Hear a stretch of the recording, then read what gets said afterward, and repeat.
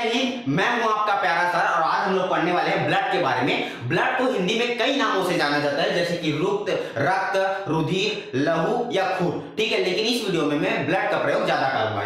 देखना, हमारा जो ब्लड होता है एक कोलाइड होता है। अब ये कोलाइड क्या होता है? कोलाइड का मतलब है कि आप बच्चे लोग को देखोगे, बच्चे लोग का जो नाक निकलता रहता है, बहता रहता है, वो नाक का जो चिपचिपा चीज है ना, म्यूकस, जिसे म्यूकस कहा जाता है वैज्ञानिक भाषा में, तो म्यूकस को अगर आप छन्नी में डालोगे तो वो आर पार ज्यादा अच्छे से नहीं निकल पाएगा। या फिर आप ऐसा करना कि आप आटा लेना, आटा में ज्यादा पानी मिला के इसको एकदम गाढ़ा चिपचिपा कर देना, उसको भी छन्नी में डालना, वो पार नहीं हो पाएगा, क्योंकि वो कोलाइड का एक रूप बन चुका है। वो कोलाइड है नहीं, एक कोलाइड जैसा दिख रहा है। ठीक है, लेकिन हमारा जो खून होता है वो कोलाइड होता है, जो कि प्राकृतिक कोलाइड कहलाता है, क्योंकि ये नेचुरल तरीके से बनता है ना।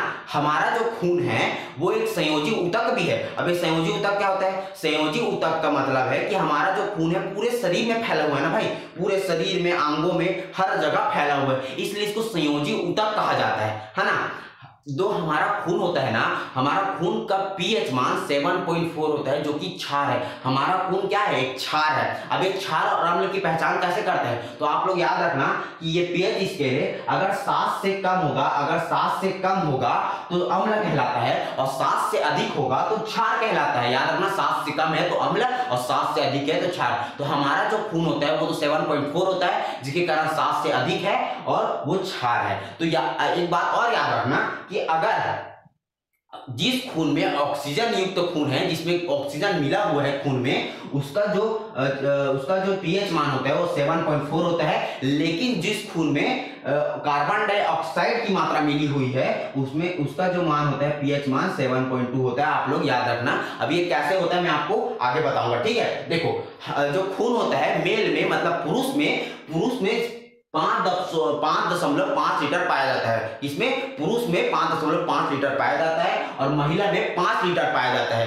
कई सारे बुक में लिखा होता है कि मेल में 5 लीटर और फीमेल में 4 लीटर, लेकिन याद रखना कि मेल में अधिक पाया जाता है और फीमेल में कम पाया जाता है। कई लोगों ने सवाल किया था कि यह हमारे खून का निर्माण कैसे होता है? तो हमारे खून का निर्माण हमारे हड्डियों में होता है। मैं आपको बता देता हूं, कई लोग बोलते हैं पानी पीने से होता है। पानी पीने से तो थोड़ा बहुत होता ही है, लेकिन ज्यादातर हमारे खून का निर्माण हड्डियों में होता है। देखिए, अगर आप नॉनवेज खाते होंगे, आपको नॉनवेज बकरा, चिकन विकन जो भी खाते होंगे आप लोग, तो आपने देखा होगा कि हड्डी के अंदर जब कई लोग ना हड्डी को फोड़ फोड़ कैसे खाते हैं, तो हड्डी के अंदर एक ना कुछ पाया जाता है, लाल लाल कलर का कुछ रहता है, उसको हम लोग बोन मैरो या अस्थि मज्जा कहते हैं। क्या? हड्डियों के अंदर जो पाया जाता है उसको बोन मैरो या अस्थि मज्जा कहते हैं। ये अस्थि मज्जा ही हमारे खून में आरबीसी और डब्ल्यूबीसी का निर्माण करती है। ये आरबीसी और डब्ल्यूबीसी है क्या, उन लोग अभी थोड़ा आगे देखने वाले हैं। ठीक है, आप बस याद रखो कि जो हड्डी के अंदर जो पाया जाता है वो अस्थि मज्जा या बोन मैरो कहलाता है, जिससे खून का निर्माण होता है। तो देखिए, हमारा जो खून होता है, हमारे खून में, हमारे ब्लड में कोलेस्ट्रॉल की मात्रा 200 ग्राम प्रति डेसीलीटर के हिसाब से होना चाहिए। अभी कोलेस्ट्रॉल होता क्या है? कोलेस्ट्रॉल का मतलब होता है अगर हमारे शरीर में तेल की मात्रा, हमारे खून में तेल की मात्रा अधिक हो जाए तो खून हृदय में पहुंचकर जाके चिपक जाएगा, जिससे हार्ट अटैक आने की ज्यादा संभावना हो जाती है। इसलिए कहा जाता है कि तेल कम खाया कीजिए। कई लोग क्या करते हैं, शादी ब्याह में जाए रहेंगे, फुल पार्टी बफर सिस्टम दिए रहेंगे, वहां तेल फूल वाला खाना ही रहता है पहले से, वहां बोझे पड़े हैं, जानो मानो साल भर से खाना नहीं खाया, वहां दबा खा देते हैं। तो ऐसा नहीं करना भैया, तेल वाला चीज कम खाओ, लेकिन कम खाना जरूरी है। अगर तेल ज्यादा खाओगे तो कोलेस्ट्रॉल की मात्रा बढ़ जाएगी, और कोलेस्ट्रॉल की मात्रा बढ़ने से हमारे शरीर में जो ब्लड हमारे हृदय में जाएगा तो वहां जाकर चिपक जाएगा और हार्ट अटैक आने की संभावना ज्यादा बढ़ जाएगी। याद रखना। तो हमारे खून में क्या होना चाहिए? 200 ग्राम प्रति डेसीलीटर के हिसाब से कोलेस्ट्रॉल होना चाहिए, उससे ज्यादा नहीं होना चाहिए। मतलब 1 डेसीलीटर में इतना ही, एक ढक्कन में, मतलब 1 डेसीलीटर में 200 ग्राम ही कोलेस्ट्रॉल होना चाहिए। उससे ज्यादा हो गया तो आपको हार्ट अटैक की संभावना बढ़ सकती है। याद रखना आप लोग। देखो, अब देखो, एक जन ने पूछा था कि हमारा शरीर का ब्लड बैंक कहाँ होता है। हमारे शरीर का जितना भी खून होता है, खून अलग से ब्लड बैंक होता है हमारे शरीर का। जैसे पैसा का बैंक होता है, हर चीज का बैंक खुल गया, तो हमारे शरीर में भी एक बैंक है जिसे ब्लड बैंक के नाम से जाना जाता है, जो हमारे पेट के नीचे प्लीहा में उपस्थित हो। जैसे यहाँ पर एक पेट के नीचे में पाया जाता है, इसके प्लीहा, स्पेलिन कहा जाता है, इंग्लिश में स्पेलिन और हिंदी में प्लीहा कहा जाता है। यहीं पर हमारा रक्त जाके स्टोर होता है, इसको रक्त का स्टोर कहते हैं, इसलिए इसको ब्लड बैंक कहा जाता है। और हमारे शरीर के मरने के बाद पूरा खून इसी कब्र में जाके जमा हो जाता है, इसलिए इसको रक्त का कब्र भी कहते हैं और रक्त का भंडारण मतलब रक्त का क्या बोलेंगे, बैंक भी कहा जाता है। ठीक है, ब्लड बैंक के नाम से भी जाना जाता है। याद, हमारे शरीर में जो ब्लड होता है उसमें हीमोग्लोबिन पाया जाता है। ये हीमोग्लोबिन मेल में 14 ग्राम प्रति डेसीलीटर के हिसाब से पाया जाता है। कितना? 14 ग्राम प्रति डेसीलीटर, मतलब 1 डेसीलीटर में 14 ग्राम हीमोग्लोबिन होना चाहिए हमारे शरीर में। लेकिन फीमेल में 13 ग्राम प्रति डेसीलीटर के हिसाब से इसमें देखा जाता है, मतलब 1 डेसीलीटर में 13 ग्राम। ये हीमोग्लोबिन क्या करता है, हमारे शरीर से मतलब हमारे हृदय से पूरे जितने पोषक तत्व एवं ऑक्सीजन को ये पूरा कोशिकाओं में फेंकता है। देखो दिख रहा है आपको, ये कोशिका है, ये कोशिका है, और बीच में जो दिख रहे हैं ये हीमोग्लोबिन, ये पूरा ब्लड जा रहा है इसके अंदर से, तो ये पुचुक पुचुक करके फेंकता है। ये लो रे, कार्बन डाइऑक्साइड लो, ऑक्सीजन लो, ऑक्सीजन लो, ये पोषक तत्व लो, जाओ न्यूट्रिशन, प्रोटीन जल्दी जल्दी पकड़ो, जल्दी पकड़ो, खाओ खाओ खाओ। ऐसे करके हीमोग्लोबिन क्या करता है, इसको ऑक्सीजन प्रदान करते हैं, पोषक तत्वों को बांटते रहते हैं पूरा कोशिका में, क्योंकि हमारा शरीर एक कोशिकाओं से बना हुआ है। तो कोशिकाओं को पोषक तत्व एवं ऑक्सीजन पहुंचाने का काम किसका रहता है, हीमोग्लोबिन का। लेकिन इस हीमोग्लोबिन में आयरन की मात्रा पाई जाती है। ये आयरन की मात्रा ही हमारे शरीर को मस्त तगड़ा बना कर रखती है। अगर किसी में आयरन की मात्रा कम हो जाती है तो वो एकदम करके शरीर, उसका शरीर एकदम हालेलुया टाइप के एकदम सुस्त रहता है। इसीलिए डॉक्टर के पास जाना जरूरी है। आपको पता लगाना पड़ेगा, क्या पता आपको हीमोग्लोबिन कम हो, तो स्टूडेंट में ज्यादातर इसको देखना चाहिए, है ना। अगर आपके में आयरन की मात्रा कम होगी तो मतलब आपके में हीमोग्लोबिन कम है, और अगर हीमोग्लोबिन कम है मतलब रक्त की मात्रा आपके शरीर में कम है, तो आप लोग जरूर जांच कराएं। इसीलिए डॉक्टर लोग क्या करते हैं कि हीमोग्लोबिन की मात्रा को बढ़ाने के लिए हमें आयरन की गोली दे देते हैं, जिससे हम लोग एकदम टन हो जाते हैं। आप क्या काम करना है बताओ, आप सब काम कर देंगे, फोड़ डालेंगे, टोट डालेंगे, उठा पटक डालेंगे, ऐसा शरीर में ताकत आ जाता है। ऐसे में हीमोग्लोबिन की कमी के कारण वो आदमी थोड़ा सुस्ती टाइप का रहता है। तो आप लोग याद रखना, हीमोग्लोबिन मेल में 14 ग्राम और फीमेल में 13 ग्राम पाया जाता है। ये जब हम लोग सांस लेते हैं तो सांस जो ऑक्सीजन होता है वो ऑक्सीजन हमारे फेफड़ों में जाता है, और जो हीमोग्लोबिन होता है फेफड़ों के ऑक्सीजन को हमारे कोशिका तक पहुंचाता है, जो ब्लड में पाया जाता है। हीमोग्लोबिन आपको बता चुका हूं कि हीमोग्लोबिन हमारे ऑक्सीजन को लेकर पूरा कोशिका तक, हमारे अंगों तक फैलाता है, और जो हमारे अंगों में CO2 जो नमक कार्बन डाइऑक्साइड जमा हुआ था उसको लाके फिर वापस यह हमारे फेफड़ों में भेज देता है, उसको हम लोग बाहर कर देते हैं। मतलब खून का काम है ऑक्सीजन गैसों का परिवहन करना, आपको पता है। और साथ साथ उत्सर्जित पदार्थों का परिवहन। उत्सर्जित पदार्थ का मतलब होता है कि हम लोग जब पाचन क्रिया करते हैं, हम लोग डाइजेस्टिव सिस्टम से जब हम लोग पाचन करते हैं तो गंदगी निकलना स्टार्ट हो जाती है। जो गंदा चीज है ना, मूल हो गया, मतलब मल हो गया, मूत्र हो गया, यूरिन हो गया, ये सब चीज को कौन परिवहन करता है, कौन बाहर करता है, उत्सर्जित पदार्थ को बाहर करने का काम ब्लड करता है। आप याद रखना, जो गंदगी हमारे शरीर में निकलती है उसको पसीने के द्वारा, बहुत सारी चीजों के द्वारा बाहर किया जाता है, वो ब्लड ही करता है। तो देखिए हमारा जो ब्लड होता है वो द्रव एवं कुछ ठोस कणों से मिलकर बना रहता है।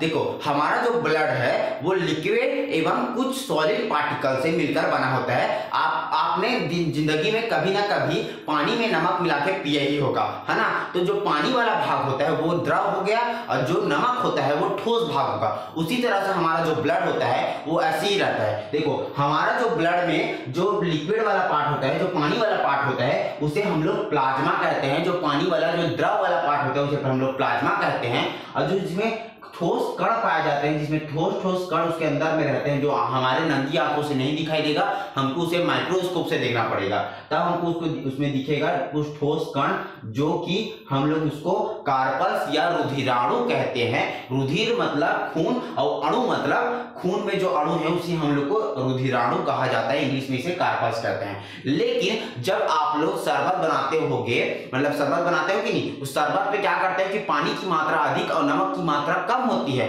उसी तरह से प्लाज्मा इसमें 60% पाया जाता है ब्लड में, लेकिन रुधिराणु जिसे कार्पल्स कहा जाता है उसकी मात्रा 40% पाई जाती है। आपको क्लियर है कि नहीं, है ना।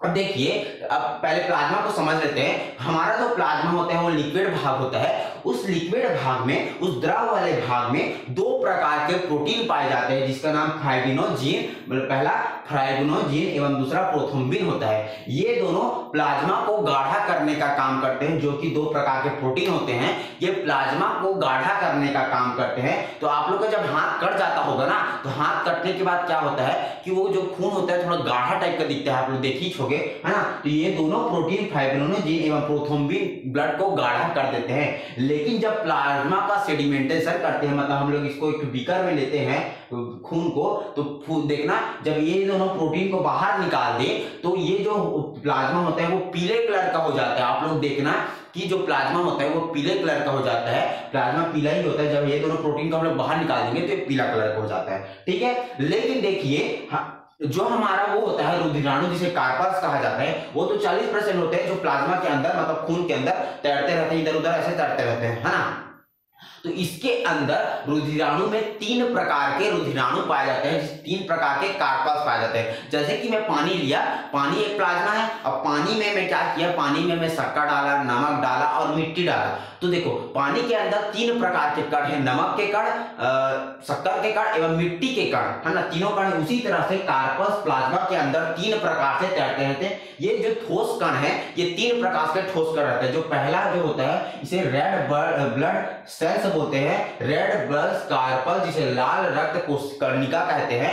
दूसरा जो आता है वो है WBC, जिसे व्हाइट ब्लड कार्पल, जिसे हिंदी में सफेद रक्त कर्णिका कहते हैं। लेकिन जो तीसरा आता है उसका नाम है प्लेटलेट, जिसे हिंदी में हम लोग प्लेटलेट्स ही बोलते हैं। लेकिन इन लोगों का टेक्निकल नाम भी होता है। टेक्निकल नाम क्या होता है कि टेक्निकल नाम है इसको एरिथ्रोसाइट, और WBC को लिक्योसाइट एवं प्लेटलेट्स को थ्रोम्बोसाइट कहा जाता है। एक बार और देखो, RBC जिसे रेड ब्लड कार्पस कहते हैं, उसको टेक्निकल नाम होता है एरिथ्रोसाइट, WBC का लिक्योसाइट एवं प्लेटलेट्स का थ्रोम्बोसाइट कहलाता है इसका नाम। देखो हमारा जो ब्लड होता है, ब्लड के अंदर 3 प्रकार के कर्ण पाए जाते हैं। जो पहला कर्ण का नाम तो आप लोग जान रहे हैं, जिसे हिंदी में लाल रक्त कर्णिका कहते हैं। ये लाल रक्त कर्णिका हमारे खून में 50 लाख पाया जाता है। कितना?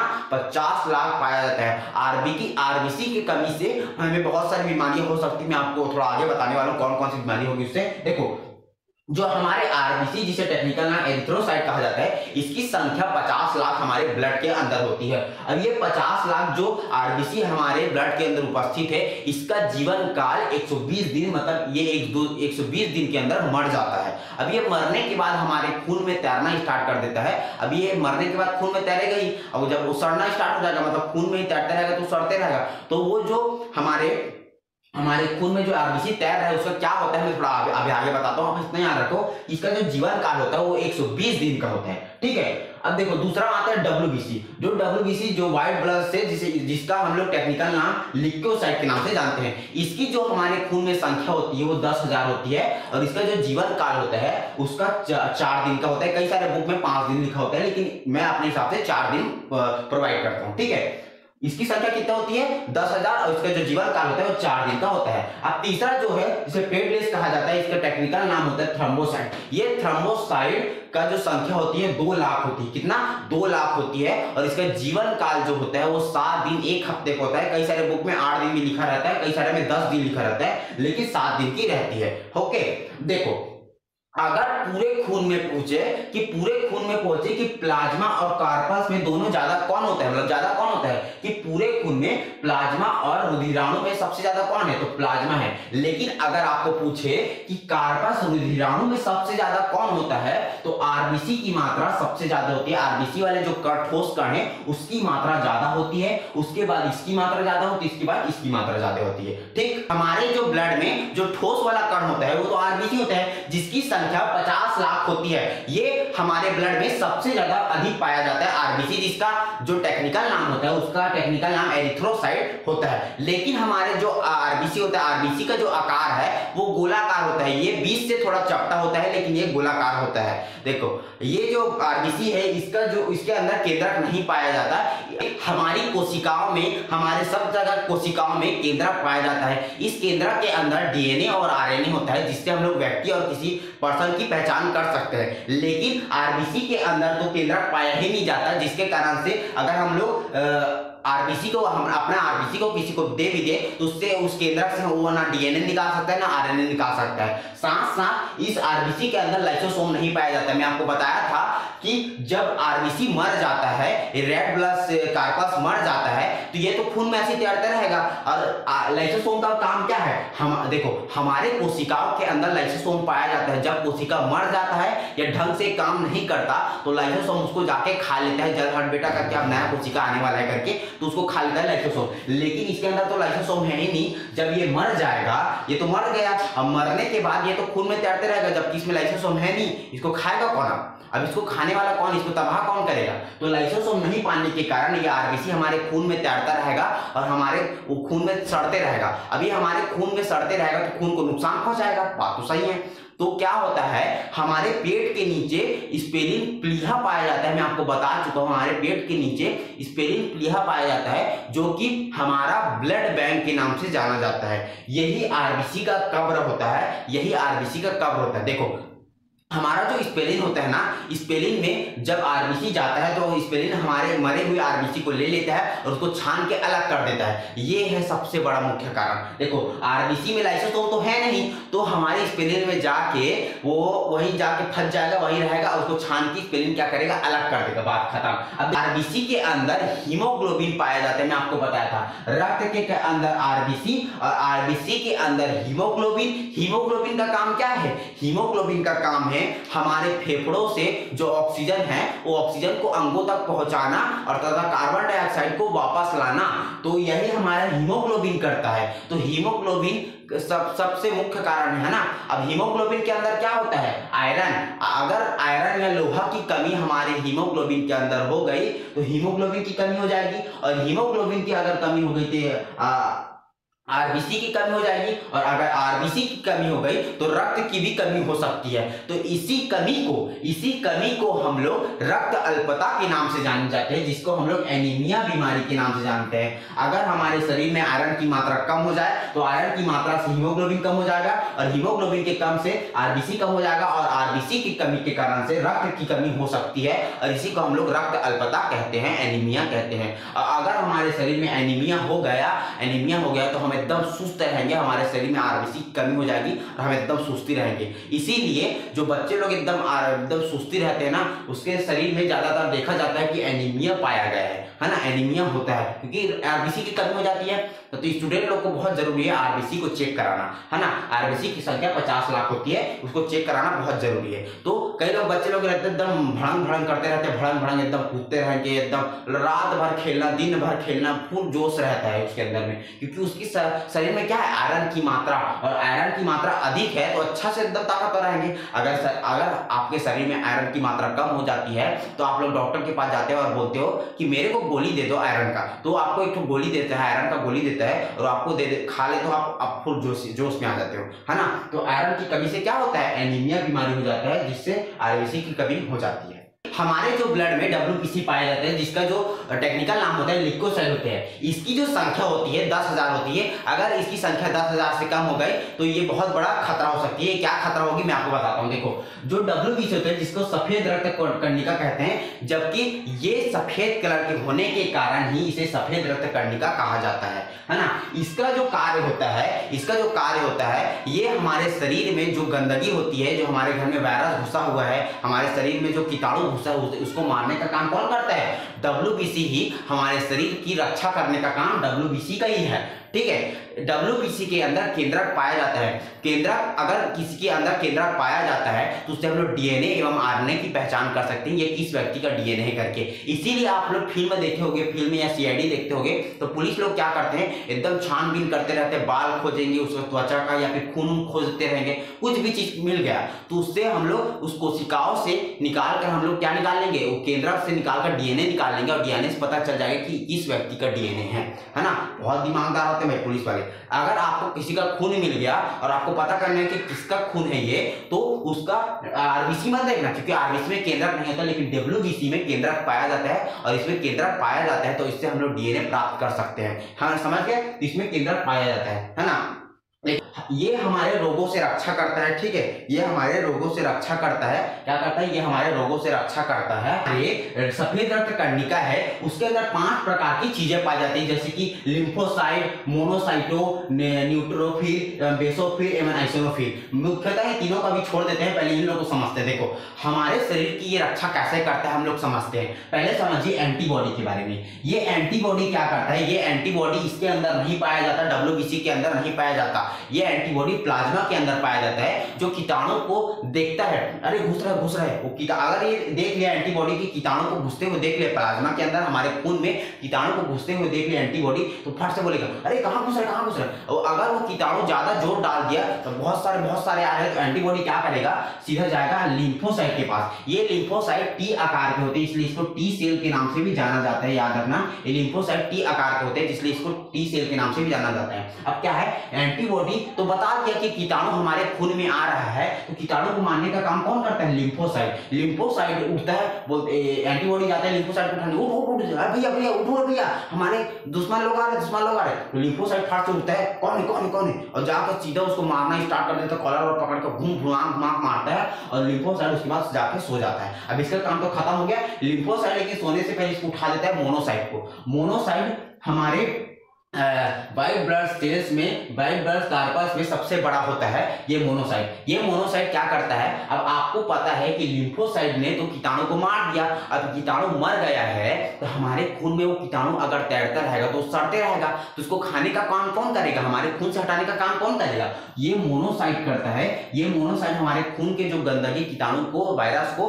खा लेता है और उसको वहां से हटा देता है, ठीक है। अब तो हो गया इसका काम। मतलब एंटीबॉडी क्या किया? एंटीबॉडी ने रक्षा किया, देखा, पूरा पहरादारी किया कि कौन घुस रहा है, क्या हो रहा है, सब देख रहा है एंटीबॉडी, क्योंकि प्लाज्मा के अंदर पाया जाता है। लेकिन लिम्फोसाइट तो टी सेल वाला आकृति का है, ये क्या किया? इसको बहुत मारा, उसको फुल पटक के मारा और उसको मार दिया जान से। उसके बाद मोनोसाइट ने उसके जाके खा लिया। ये सबसे बड़ा पाया जाता है, ये यही होता है जो कीटाणु लोग को खा लेता है। अब क्या है? देखो ये पांचों चीज को ही मिलाकर क्या बनता है? डब्ल्यूबीसी बनता है, सफेद रक्त कणिका बनता है। लेकिन ये नाइट्रोफिल का काम क्या है? नाइट्रोफिल 500 से थोड़ा कम होते हैं, आरबीसी के अंदर 500 से थोड़ा संख्या कम होती है। अगर इसकी कमी हो गई, ये 100 से कम हो गया, तो संक्रमण को मारने का काम ये भी करता है। ये संक्रमण को भी नहीं मार पाएगा, ये भी संक्रमण को मारने का काम करता है। ये 500 से अगर 100 के नीचे और चला गया, 500 से तो कम होता ही है, लेकिन अगर ये 100 से कम हो गया तो ये बहुत सारी बीमारी को कर सकता है, ठीक है। दूसरा क्या है? बीसोफिल।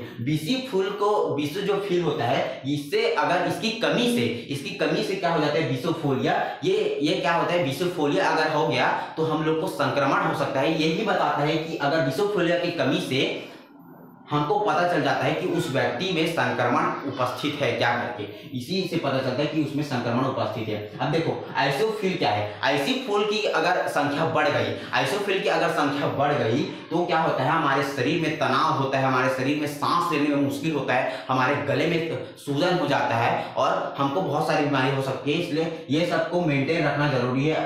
अगर ये तीनों ज्यादा कम हो गया तो हमारे शरीर के खून में बहुत सारी कमियां या फिर बहुत सारे संक्रमण का प्रॉब्लम हो सकता है। याद रखना, ये पांचों चीज मिला क्या बनता है?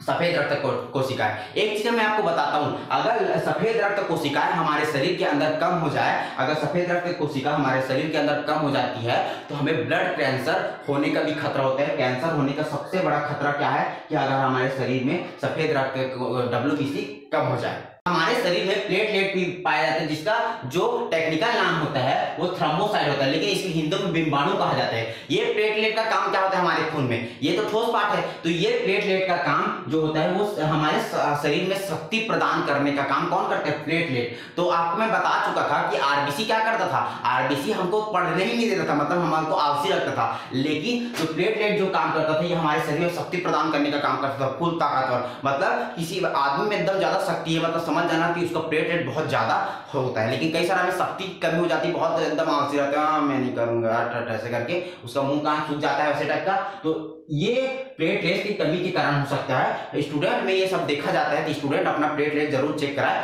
प्लेटलेट की मात्रा कम से कम आपके में 2 लाख होनी ही चाहिए।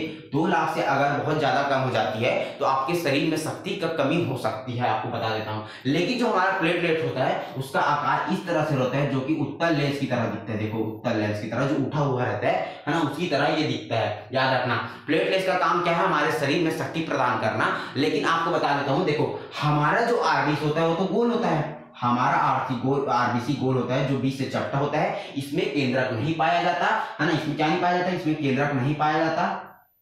और जो हमारा जो डब्ल्यूबीसी होता है उसका आकार कैसे भी रहता है टेढ़ा बेढ़ा, लेकिन इसमें केंद्रक पाया जाता है। आप लोग याद रखना, एक बार रिवीजन करा रहा हूँ, इसमें केंद्रक नहीं पाया जाता, इसमें केंद्रक पाया जाता है। इसमें भी केंद्रक नहीं पाया जाता। आप लोग याद रखना कि अगर आप प्लेटलेट्स को भी उठाओगे तो इसमें केंद्रक नहीं मिलेगा आपको, कोई मतलब नहीं इसमें केंद्र आप डीएनए खोजने से, ठीक है। तो इसमें इसमें भी केंद्रक नहीं पाया जाता और बस सिर्फ डब्ल्यूबीसी में ही केंद्रक पाया जाता है, याद रखना। इसमें लाइसोसोम नहीं पाया जाता, लाइसोसोम नहीं पाया जाती, में लाइसोसोम पाया जाता है, इसमें भी लाइसोसोम पाया जाता है, याद रखना, ठीक है। तो हमारे शरीर में जो खून में ये जो आरबीसी का काम क्या है, आरबीसी का काम है एनीमिया को कम, एनीमिया नहीं होने देगा अगर ये अधिक है तो, और हीमोग्लोबिन मतलब हमारे ऑक्सीजन को ले जाने का काम करता है ये आरबीसी। और ये जो ये होता है बीच वाला डब्ल्यूबीसी हमारे शरीर पर रक्षा करता है। और तीसरा जो हमारे केंद्र ये क्या बोलते हैं प्लेटलेट, ये हमारे शरीर को शक्ति प्रदान करते हैं। मतलब तीनों चीज हमारे खून में होना चालू करता है। अब ये जो तीनों चीज जा रहा है ब्लड के अंदर, ये तीनों चीज जो जा रहा है ब्लड के अंदर, ये ब्लड में प्लाज्मा भी साथ साथ क्या है, प्लाज्मा है ना, इसमें भी प्लाज्मा भी है। तो ये प्लाज्मा और ये तीनों चीज मिला के ब्लड बनता है। और ये इसका जो सर्कुलेशन होता है हमारे शरीर में, पूरे शरीर में फैलाने का काम, पंप करने का काम, उसको फैलने का काम, इसी को सर्कुलर सिस्टम के नाम से जाना जाता है, जिसे रक्त परिसरण तंत्र कहते हैं। ये इसकी जो हुई थी आपको पता है कि विलियम हार्वे ने की थी। ये रक्त परिसरण के बारे में आपको वीडियो में अच्छा से बता दूंगा अगला वीडियो में, ठीक है। तो इस वीडियो के लिए ये वीडियो यहीं पर खत्म होता है। अगला जो वीडियो होगा ये हमारे रक्त में, जब हम लोग हाथ कट जाता है, हाथ कटने के बाद हमारे रक्त में जो थक्का लग जाता है, जो काला काला पड़ जाता है, वो पूरा खून को रोक लेता है। तो वो कैसे थकता है, थक्का कैसे लगता है, कोटिंग कैसे होती है, उसके बारे में अच्छा समझा दूंगा। तो इसी के साथ ये वीडियो यहीं पर खत्म करते हैं। तो जय हिंद, जय भारत, जय छत्तीसगढ़। और ना भूले दूसरा पार्ट देखना इसका।